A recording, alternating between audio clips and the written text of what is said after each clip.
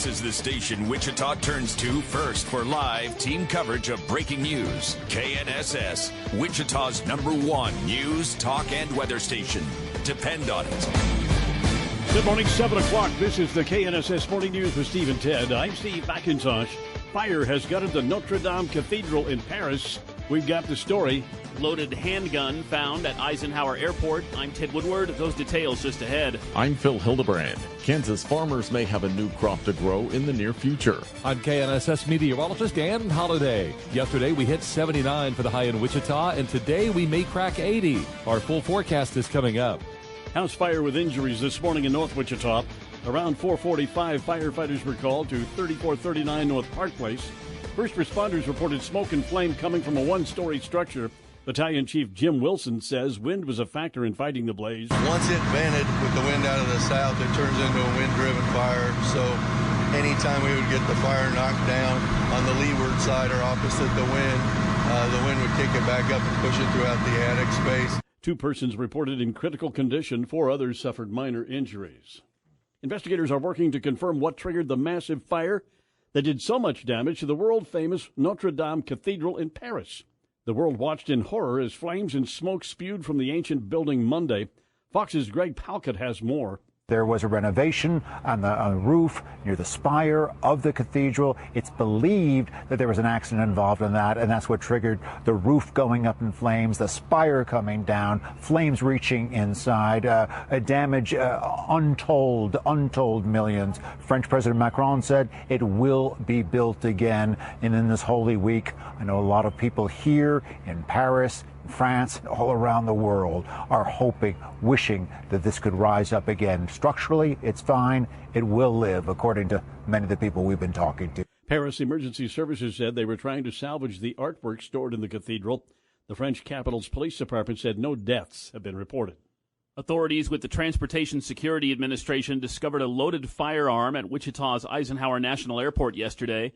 A Ruger loaded with 5 rounds was detected by an agent during an X-ray screening at security screening checkpoint. Airport Police Department responded, interviewed the passenger, took possession of the weapon. Law enforcement will present the case for any possible charges. TSA will also review the incident and may assess a civil penalty. This is the 3rd firearm discovered at Eisenhower National Airport this year. Wichita police provided an update on a boy who was found dead in South Wichita mobile home Thursday. 3-year-old Zayden Jovanovich was found unresponsive in a crib and wrapped in a blanket. Wichita Police Captain Brent Allred says the cause of death has not been determined, but the time of death has been roughly estimated. You know, the autopsy report will tell us, but it was for a little while. We're talking days? I would say probably. Another 4-month-old boy was hospitalized in critical condition. He has improved, according to police. 28-year-old Patrick Jovanovich and 22-year-old Brandy Marchant were arrested on suspicion of felony murder. 24-year-old Eric Luna died in a traffic accident in South Wichita early Sunday. Police officer Paul Cruz says first responders found a Mitsubishi Eclipse overturned, 2 victims trapped inside. Luna was traveling south on Broadway along with a 20-year-old passenger. Luna lost control of the vehicle in the 3500 block of South Broadway, which then struck the East Bridge concrete barrier and overturned. Luna was pronounced dead on scene. The car had been traveling at speeds in excess of 100 miles per hour. Investigators believe alcohol was a factor as well, and the victims were not wearing seatbelts. The passenger survived the crash and was hospitalized with serious injuries. This is Wichita's 7th traffic death of the year. Kansas will be taking steps toward allowing farmers to grow hemp for industrial use under a measure Governor Laura Kelly signed into law Monday. The new law taking effect later this month replaces a state program only for researching hemp and its potential uses with a program for commercial production. Lawmakers authorized the research program last year after federal farm legislation allowed commercial hemp production. The new law requires the Kansas Department of Agriculture to submit a plan to the federal government for regulating commercial hemp production. The department is required to confer with the governor's and attorney general's offices before submitting the plan. Kelly said in a statement that the new law will help the state's agricultural economy by giving farmers another crop to grow. Phil Hildebrand, KNSS News. President Trump facing his first challenger for the Republican presidential nomination. Former Massachusetts Governor William Weld, the first Republican to announce he's challenging President Trump for the party's 2020 nomination. In a promotional video, Weld's campaign bashing the president. America deserves better. The 73-year-old Weld says the president's putting the nation in peril. That video trying to make the point using quotes of President Trump. Knock the crap out of him, would you? Seriously. You know, you could see there was blood coming out of her eyes. I love WikiLeaks. I know nothing about WikiLeaks. The president's re-election campaign advisor and daughter-in-law Laura Trump says the president's team isn't worried at all about a Republican primary challenge. Jill Nato, Fox News. KNSS News Time now, 7:06, 6 minutes past 7 o'clock. Historic night in the NBA playoffs last night, and a former Shocker was right in the middle of it. We'll have details and highlights coming up in sports. Wichita City Council looks at plans for a new police substation. That story and more news coming up with Steve at 10 in the morning on KNSS. The KNSS Morning News with Steve and Ted now, 7:09, 9 minutes past 7 o'clock. Today, the Wichita City Council will look at plans for a new police substation near Kellogg and Edgemore. Mayor Jeff Longwell tells KNSS News. We're investing in our public safety, and we need a new police substation out on the east side of town. Of course, we need one out west, too, but we'll catch up with that hopefully next. But new police substation that will be combined with, I believe, a fire department. Longwell commented during Mondays with the mayor on the Steve and Ted in the Morning Show here on KNSS. President Trump was embracing his tax reform plan on Tax Day yesterday. Fox's Kevin Cork at the White House with more. Despite the high praise the president seems willing to give his tax cuts, there still appears to be a fairly sizable political disconnect in the way that they're viewed. The latest Fox News poll found that 55% of those surveyed still think their taxes are too high. A separate survey by the Wall Street Journal showed that just 17% actually believe their taxes went down, and that's despite the Nonpartisan Tax Policy Center estimating that 65% of Americans paid fewer taxes in 2018. Under the new law, the corporate rate dropped from 35% to 21%, and it cut individual taxes across income brackets for 8 years. A Canadian cab driver gets jail time for helping immigrants sneak into the U.S. Prosecutors say 53-year-old Juan Garcia Jimenez made money by steering desperate immigrants to a railroad tunnel under the Detroit River. He was sentenced Monday to 16 months in a U.S. prison and fined just under $8,700, the amount paid by 9 people caught last year when they emerged on foot on the Detroit side of that tunnel. The tunnel runs for about 1.6 miles and is used by cargo trains with just a 17-inch walkway for foot traffic. Garcia Jimenez is a Canadian citizen and native of Guatemala. He would drop people off at a tunnel entrance in Windsor, Ontario, and drive away. Paul Stevens, Fox News. 7:11 now, 11 minutes past 7 o'clock with Steve and Ted here on KNSS. This morning we've got a stalled-out vehicle, potential traffic hazard. Watch out for this northbound I-135, north of K96. That's the North Junction area we're talking about there. We've also got a potential traffic slowdown northbound I-135. It's another stalled-out vehicle, and that's just south of Harry Street. Traffic update from 98.7 and 1330 KNSS. I'm Jed Chambers. The possibility of rain in the forecast.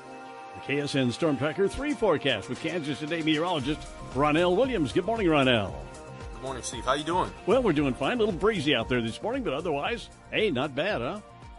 Yeah, and that's what we can expect at least over the next 36 hours or so. But things are definitely going to change because, you know, it's not just that rain chance. And I know some of us could really use the moisture out there. But unfortunately, we're going to get some strong to severe storms in addition to that rain. So everyone listening out there, got to make sure that we're staying weather aware into our Wednesday. Before we get there, though, things are going to be just fine for our Tuesday. And I've actually been hearing those winds just about howl just about all night, especially around the Wichita Metro, still doing that out there, and they're going to be downright gusty as we kind of go through the day. But if you enjoy those nice, warm, spring-like, early summer-like temperatures in the 70s and 80s, then you're going to love today because we've got a high of 82 on the way with only a 10% chance of rain. Now, that chance, it's very, very isolated. chances are a lot of us are going to stay pretty dry out there, but just got to keep that chance of the forecast with partly to mostly cloudy skies. A lot of us also seeing a pretty nice sunrise, but the cloud cover, I suspect, as we kind of go through the day, it's going to be on the increase, giving us some filtered sunshine, so I don't think skies will be as blue as how we started the work week, and then definitely turning mostly cloudy by tonight with another 10% chance of rain with some windy conditions out of the south at 10 to 25 miles an hour. 50% chance of rain and thunderstorms by our Wednesday. Now, during that time, that's mainly going to be late in the afternoon, especially by the evening hours. So late in the day Wednesday is when we'll have that 50% chance for rain and storms kick in with a southwest wind at 10 to 25, and then it's going to switch out of the north, because what's going to happen when we have these drastic wind shifts, that usually signifies that a front is coming through, and it's usually a cold front. That's exactly what's going to spark those potential strong to severe storms late tomorrow afternoon and evening. Large hail, damaging winds are the main threats. By the time we get into the overnight hours, severe threat will quickly diminish, and we're going to see a high of 77, so slightly cooler than today, and then dropping down to 60 by Thursday. Another way we can tell that a cold front's rolled through is with that drastic drop in our temperatures. Right now, 59 degrees, though, with a partly cloudy sky. South winds at 20 miles per hour. Pretty gusty out there already this early in the day with 10-mile visibility. Not too much of a wind chill since we're in the upper 50s right now. Just like the primary threat could be hail, and you say maybe straight line winds. And if they get up over 58 miles per hour, that will trigger a severe thunderstorm warning. So, yeah, exactly. We're being a watch for that, right? And you know what? I'm glad you know your stuff. Yeah, at least 58 mile per hour winds. That's typically normal criteria, or like the lowest kind of threshold for a severe storm to be warned. And also the isolated tornado threat, very, very, very low, Steve. But typically around this time of year, not completely zero when we have things really kind of waking up in terms of our severe threats. Very good. All right, thank you, Ronell. The KSN Storm Tracker 3 forecast with Kansas Today meteorologist Ronell Williams. 7:15 now, Steve and Ted here on KNSS. I want to talk a little bit this morning about the Notre Dame de Paris, or Paris, which means Our Lady of Paris. The cathedral there, the beautiful cathedral, Ted, damaged heavily, if you're listening to the news, damaged by fire. And this thing was, construction on this thing began in 1163. Two massive towers finished around 1245.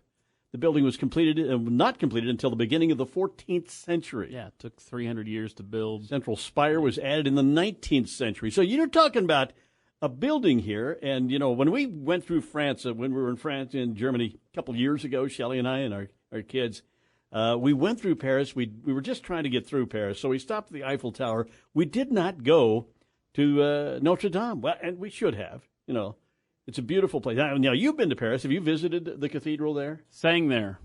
Sang in it. Oh, for wow. Sunday Mass. All right. I wondered about that. Yeah, the Notre Dame Glee Club. We got to. We were the featured singers at the Saturday evening Mass. Yeah, it was pretty special. The cathedral, 427 feet by 157 feet. Main structure 211 feet high, and three famed rose windows date to the 13th century. Now, there was a lot of artwork in there. I hope I think they had time to get it out. I'm hoping they did get most of it out. During the French Revolution, in the wake of the French Revolution, the cathedral was declared a temple of reason as part of an anti-clerical movement. All of the original bells were destroyed except for one called Emmanuel and weighing 13 tons. I did some research on this. Is fascinating. They averaged 30,000 people a day visiting the cathedral. 30,000 a day. Well, that's one of the most recognizable structures in the world. Yeah. Wow. In 2013, the cathedral celebrated its 850 years with a refurbished organ, each of nearly 8,000 pipes, some of which date back to the 18th century. Wow. And look at a structure like that, and as I was watching and hearing about it burning yesterday, what I was thinking, Ted, is here's a structure in Europe that's almost 900 years old. We haven't even been around in our town for 900 years. We've been there about 150, 200 years. That's why Europe is so interesting, because the history goes back so many, many years. Centuries. They're going to rebuild it, and I know that they'll protect the integrity of everything that was there. And, of course, it's been renovated, so I'm looking right now that thinking that maybe a workman or something like that, some accident happened. Yeah, something happened. And it's a tragedy. But you have actually sung in the cathedral there. How are the acoustics in a place like that? Just amazing. that massive space. Is it one of those things where you can stand way in the back and at a speaker's voice be heard way in the front, or is that good?